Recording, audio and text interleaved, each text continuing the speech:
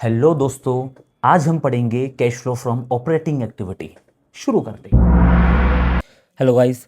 Last lecture में हम लोगों ने कहाँ तक पढ़ लिया था?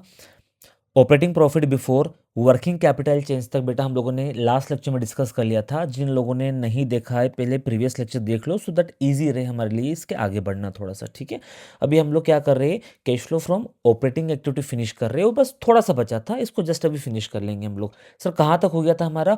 Operating profit before before before before working capital change, मतलब अभी हम लोगों ने वर्किंग कैपिटल चेंज वाला पोर्शन नहीं किया था, कर लेते। सर वर्किंग कैपिटल क्या होता है? जब हम करंट एसेट्स में से करंट लायबिलिटी माइनस कर देते हैं तो क्या आता है हमारा? Working capital. मतलब अगर हमें सर ये चेंज इन वर्किंग कैपिटल करना है तो हमें करंट एसेट्स और करंट लायबिलिटी को देखना पड़ेगा। चलो देखते हैं। तो पहले ये समझो कि करंट एसेट्स में आता क्या क्या है। तो मैक्सिमम आइटम इतने आते हैं, एक दो आइटम ऊपर नीचे भी हो सकते हैं, लेकिन मैंने 12th सीबीएसई बोर्ड के हिसाब से जो मैक्सिमम आइटम हो सकते थे फिलहाल भी वो मैंने कवर कर लिए। ठीक है, तो एक तो इन्वेंटरी बेटा आप लोगों को देखने को मिल सकती है। ट्रेड रिसीवेबल, अच्छा ट्रेड रिसीवेबल में क्या आता है? ट्रेड रिसीवेबल में आता है आपका बिल्स रिसीवेबल और डेटर्स, है ना, और डेटर्स हो गए आपके। इनको अलग अलग भी ये दो लोग दे सकते हैं या फिर ट्रेड रिसीवेबल के नाम से दे देंगे, तो कंफ्यूज मत होना। ठीक है, नेक्स्ट अदर करंट एसेट्स देखने को मिल जाएगी आप लोगों को। नेक्स्ट उसके बाद में शॉर्ट टर्म इन्वेस्टमेंट या फिर करंट इन्वेस्टमेंट या फिर सिर्फ इन्वेस्टमेंट लिखा हुआ मिल सकता है, लेकिन वो लिखा हुआ कहाँ है वो मैटर करेगा। अगर वो करंट एसेट्स के अंदर लिखा हुआ है ना भाई, तो फिर वो क्या है, समझ गए ना आप, शॉर्ट टर्म ही है। तो अगर वो नहीं भी लिख रहे शॉर्ट टर्म, समझ जाना शॉर्ट टर्म इन्वेस्टमेंट है। अगर किसके अंदर लिखा हुआ है? Current assets. अगर करंट एसेट्स वाली हेडिंग के अंदर है, ये रही बेटा हेडिंग, है ना, देखो आपको देखने को मिलेगी, ये रही करंट एसेट्स वाली heading.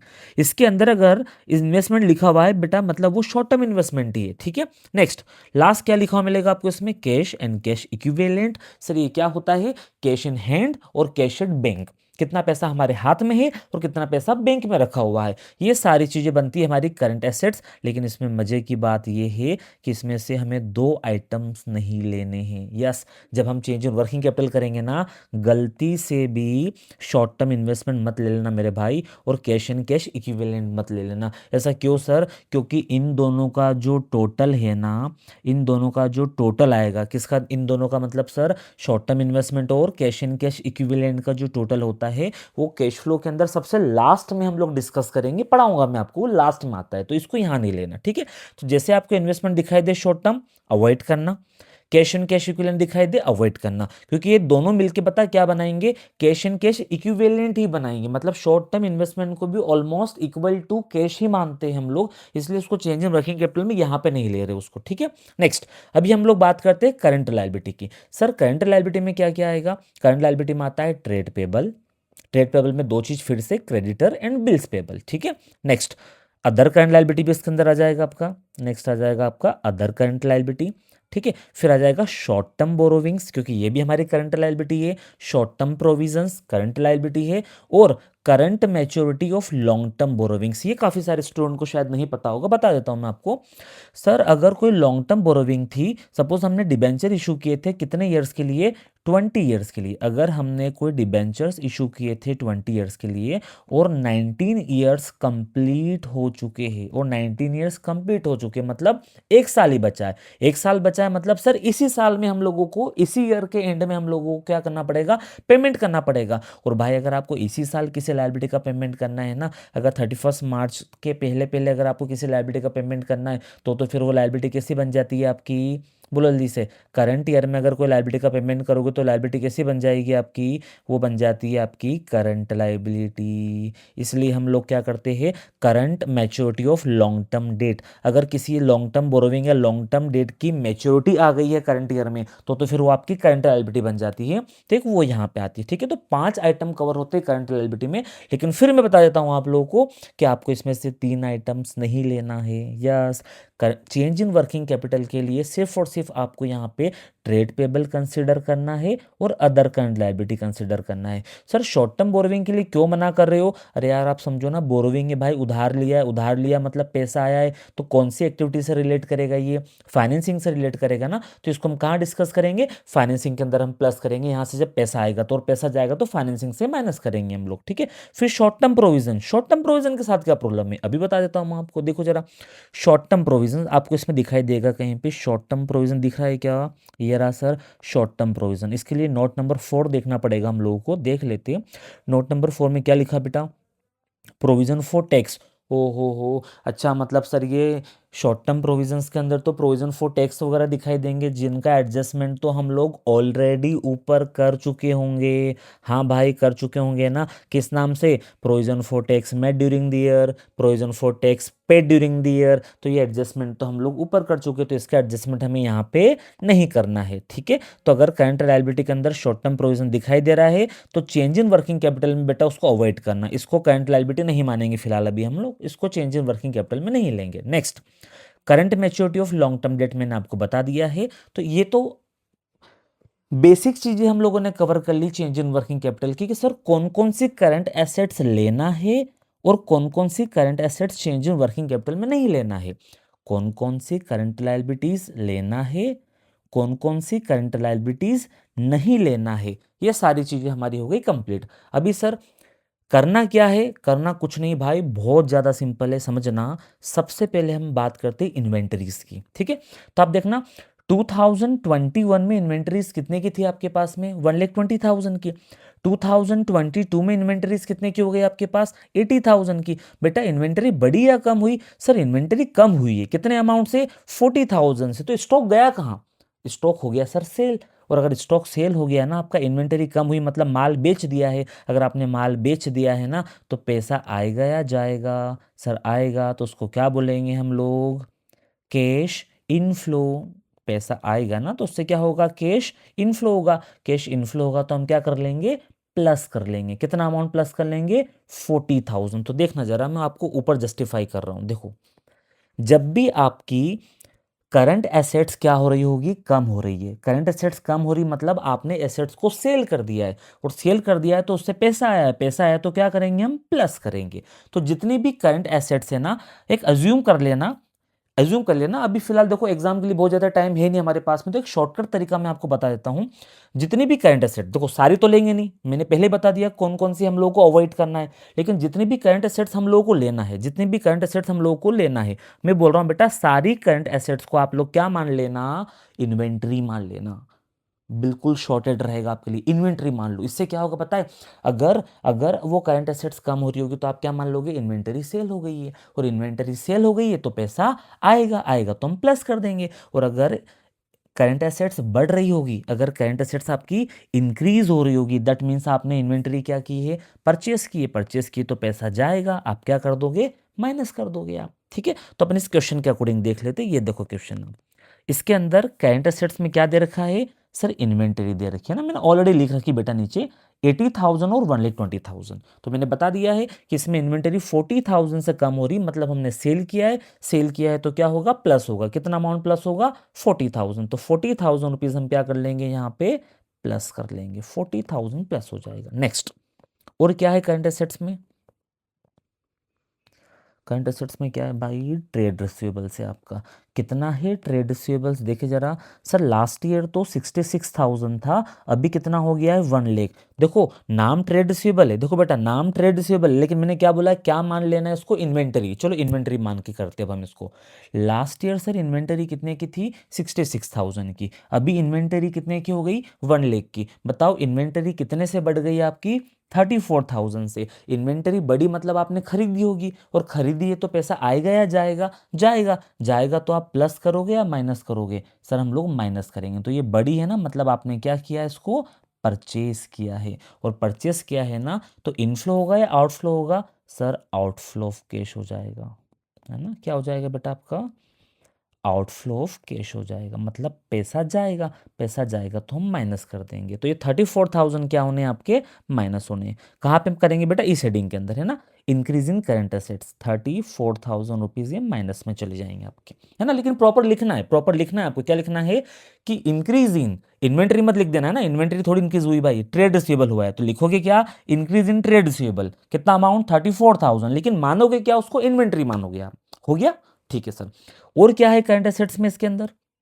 Sir cash and cash equivalent है। अरे यार इसके लिए तो मना कर रखा ना, ये नहीं आएगा। ये कहाँ आएगा कैश एंड कैश इक्विवेलेंट? ये लास्ट में आएगा cash flow from financing activity के बाद में सबसे लास्ट में लेंगे इसको, तो इसको भी अवॉइड करना, इसको लेना ही नहीं हम लोगों को यहाँ पे, ठीक है सर। और क्या आ सकता है करंट असेट्स में जो लेना है हम लोगों को? भाई अदर करंट असेट्स मुझे काफ़ी सारे क्वेश्चंस में देखने को मिलती है, तो मैं आपको यहाँ पे थोड़ा सा इसको बता देता हूँ, देख लो एक बार ज़रा।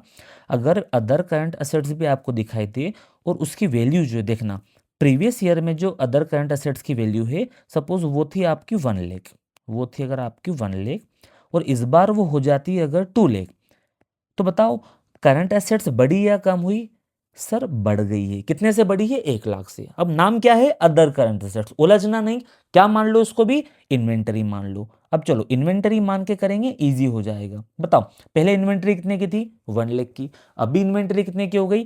2 लाख की। इन्वेंटरी खरीदी या बेची? सर खरीदी है। कितने की खरीदी है? 1 लाख की। और इन्वेंटरी अगर 1 लाख की खरीदी है ना आपने, तो पैसा आएगा या जाएगा? इन्वेंटरी बढ़ रही मतलब सर आपने क्या किया? इसको परचेस किया है फिर से। और अगर हमने परचेस किया है तो पैसा हमारे पास से जाएगा, हम क्या कर लेंगे? माइनस कर लेंगे। तो ये फिर से कहाँ जाएगा? ऊपर। इंक्रीज इन करंट असेट्स हुआ है तो ये माइनस कर देंगे। कितना अमाउंट? 1 लाख रुपीज़। ठीक है, तो ये तो हो गया हमारा करंट असेट्स का, कि सर सारी करंट असेट्स को हम क्या मान लेंगे? इन्वेंटरी मान लेंगे। अगर बढ़ रही है तो इन्वेंटरी को परचेस किया है, कम हो रही है तो इन्वेंटरी को सेल किया है। अभी आ जाते हैं करंट लायबिलिटीज पे।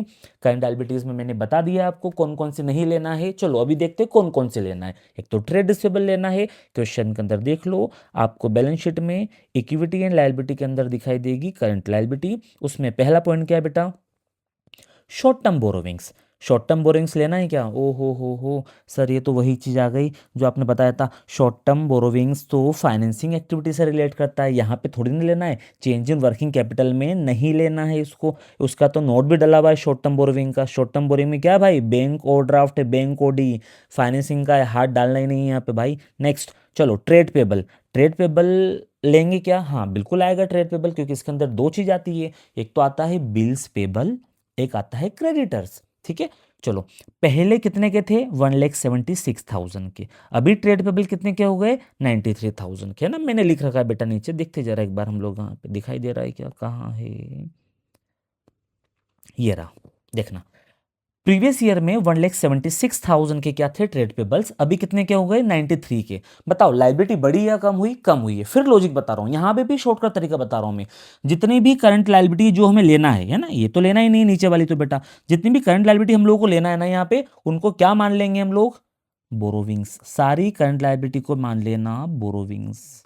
अगर आपने बोरोइंग्स मान लिया, बहुत इजी हो जाएगा आप लोगों के लिए। क्यों सर? देखो ना भाई, पहले उधारी कितने की थी आपके ऊपर? 1,76,000 की। अभी उधारी कितने की है? 93,000 की। भाई उधारी सर से कम कब हो सकती है? अरे भाई बोरोविंग कब कब होंगी? लोन कम कब होगा? लोन कम तभी होगा ना जब हमने उसका क्या किया हो? पेमेंट किया हो। लाइबिलिटी आपकी कम हो गई तभी कम होगी लाइबिलिटी जब आपने उसका क्या कर दिया हो? रीपेमेंट कर दिया हो। मैं बोल रहा हूँ रीपेमेंट कर दिया हो। तो यहाँ पे लिखेंगे हम, हमने क्या कर दिया होगा? इसका रीपेमेंट कर दिया होगा। और जब हम रीपेमेंट करते हैं तो पैसा आता है या जाता है? सर जाता है। तो प्लस करेंगे या माइनस? माइनस। कितना माइनस करेंगे? 83,000 माइनस करेंगे। चलो कर लेते हैं। कहाँ लिखेंगे बताओ जरा? 83,000।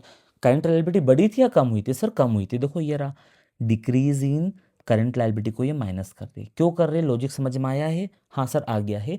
करंट लायबिलिटी सर कम हो रही मतलब हमने क्या कर दिया है? रीपेमेंट कर दिया है। और रीपेमेंट करने से पैसा आता है कि जाता है? जाता है। कितना पैसा गया हमारे पास से? कितना डिफरेंस आ रहा था भाई? 83,000। तो ये 83,000 यहाँ से क्या हो जाएंगे? आपके माइनस हो जाएंगे। ठीक है, करंट लायबिलिटी में और भी कुछ है क्या?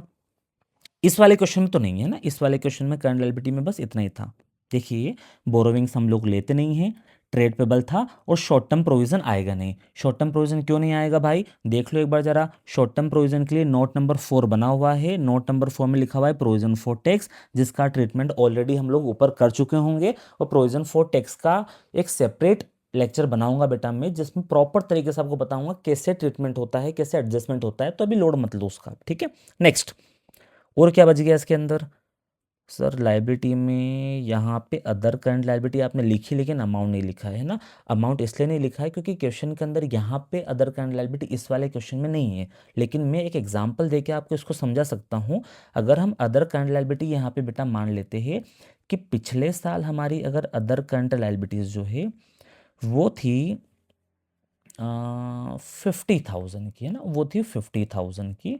और इस बार जो अदर करंट लायबिलिटीज़ है वो 80,000 की है। सर कैसे सॉल्व करेंगे, मैं फिर बोल रहा हूँ, क्या मान के चलना है बेटा आपको लायबिलिटीज़ को, बोलो सारी लायबिलिटीज़ को क्या मान के चलोगे आप, बोरोविंग्स। और बोरोविंग मान के चलोगे ना तो हो जाएगा। और ये हो गया, देखना लास्ट ईयर बोरोविंग कितने की थी आपकी, 50,000 की। पिछले साल हमारे सर पे सर लोन कितने का था, 50,000 का। अभी कितने का हो गया, 80,000 का। ओ भाई लोन बढ़ा लिया आप लोगों ने, लोन बढ़ा लिया मतलब आपने उधार लिया बैंक से। और कितना और उधार लिया आपने, 30,000 रुपये आपने और उधार लिए होंगे। मतलब 30,000 आपकी बोरोइंग बढ़ी है, आपने उधार लिया है, उधार लिया है मतलब पैसा आएगा या जाएगा। आपने लाइबिलिटी बढ़ा ली, आपने उधार बढ़ा लिया तो पैसा आएगा। उससे क्या होता है, इनफ्लो ऑफ कैश। इससे हो जाएगा आपका इनफ्लो ऑफ कैश। और इनफ्लो ऑफ कैश होता है तो पैसा आता है, हम क्या कर देंगे, प्लस कर देंगे हम इसको, ठीक है ना। चलो, तो ये सारे पॉइंट हमारे फिलहाल कवर हो जाते हैं। सारे ले लिया बेटा हम लोगों ने। देखो इंक्रीज इन करंट लायबिलिटी है ना, ये आ गया पॉइंट आपका। अगर करंट लायबिलिटी इंक्रीज हो रही है मतलब आपने उधार लिया है, उधार लिया है तो पैसा आएगा, हम प्लस कर देंगे। कितना पैसा आ रहा था बेटा, 30,000। ये 30,000 हमने यहाँ पे प्लस कर दिए। तो ये सारे पॉइंट कवर हो गए। क्या तरीका ढूंढा सर शॉर्टकट हमने, फिर से बता देता हूँ। लास्ट सारी करंट एसेट्स को इन्वेंटरी मान लो। अगर करंट एसेट्स बढ़ रही है मतलब इन्वेंटरी बढ़ रही है, इन्वेंटरी बढ़ रही मतलब आपने इन्वेंटरी को खरीदा है, खरीदा है तो पैसा जाएगा। इसलिए इंक्रीज इन करंट एसेट्स में क्या करना है, हमेशा माइनस करेंगे हम लोग। नेक्स्ट, करंट एसेट्स कम हो रही है मतलब आपने इन्वेंटरी को बेच दिया है तो पैसा आएगा, हम प्लस कर देंगे। लायबिलिटी बढ़ रही है मतलब हमने पैसा उधार लिया है, पैसा उधार लिया है तो पैसा आएगा, प्लस कर देंगे। लेकिन अगर लायबिलिटी कम हो रही है बेटा तो हमने क्या कर दिया, रीपेमेंट कर दिया है लोन का, पैसा जा रहा है, हम माइनस कर देंगे। ये सब कर देने के बाद में जो आता है ना उसको हम बोलते हैं ऑपरेटिंग प्रॉफिट बिफोर टैक्स। आपका फाइनली ऑपरेटिंग प्रॉफिट आ जाना है यहाँ पे। बस इसमें से क्या करना रहेगा आप लोगों को, टैक्स माइनस करना रहेगा। क्या कर देंगे सर, जो भी टैक्स हमने एक्चुअल में पे किया है, ना कि जो प्रोविजन बनाया है ना। यहाँ पे क्या बोल रहे हैं हम, tax paid during the year, paid during the year. जितना एक्चुअल में आपने टैक्स पे किया है ना वो क्या कर देंगे हम इसमें से माइनस कर देंगे। तो हमारा आ जाएगा ऑपरेटिंग, अब हमारा आ जाएगा cash flow from operating activity. Finally हमारा जाएगा cash flow from operating activity अपना निकल के आ जाएगा यहाँ पे। जैसे टैक्स माइनस करोगे ना हमारा आ जाएगा cash flow from operating activity, खत्म। तो ये अपना बेसिकली क्या कंप्लीट हो जाता है, cash flow from operating activity यहाँ तक फिनिश हो जाता है। इसके बाद फिर इन्वेस्टिंग करेंगे हम लोग। आई होप आप लोगों को यहाँ तक समझ में आ गया होगा।